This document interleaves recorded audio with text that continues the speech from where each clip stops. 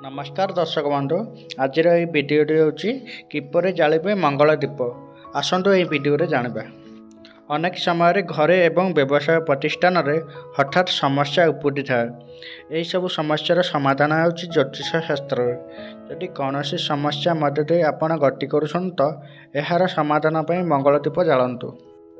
सर्वदा मन रखु विधिपूर्वक यह दीप जालिले उपकार मिलता है बोली शास्त्र में उल्लेख करा जायछि। मंगल दीप विषय में वास्तुशास्त्र में वर्णना करा जायछि। प्रथम एक काच कप नहीं से 3/4 पानी पूर्ण कर एहारी उपर एक माटी दीप रखंतु। दीपटी को सोरिष तेल दे जालतु। यह प्रतिदिन संध्या 6टार राति 10टा पर्यंत जारी रखंतु। शोइबा पूर्व दीप लिभाई दियंतु। द्वितीय दिन पुनर्बार एहीपरि करंतु। देखिबे खूब शीघ्र सबु समस्यार समाधान होइजिवो।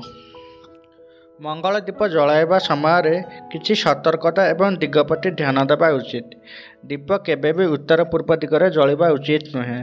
जेतेबेले अर्थनैतिक समस्या, शत्रु बाधा, चिंता किंबा असुस्थता लगी रही थाए अग्निकोण किंबा घरर मुख्य कोठरी रे दीप प्रज्वलित करंतु। जदि परिवार रे कहार विवाह रे प्रतिबंधक आसुची तेबे दक्षिण पश्चिम कोण रे एक दीप लगांतु। मंगल दीप जालिबा समय कौन से मंत्र पाठ करिवार आवश्यकता नाही। प्रतिदिन दीप जालिबाकू चेष्टा करंतु।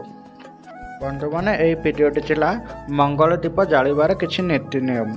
भिडियोटी भल लगी भिडियो को गोटे लाइक करंतु, समस्तक पाखु शेयर करंतु। आमर ये चैनल को सब्सक्राइब करनथिले सब्सक्राइब कर दियंतु, जहाँ द्वारा एही भली वीडियो आमर ये चैनल रे पाई परिबे।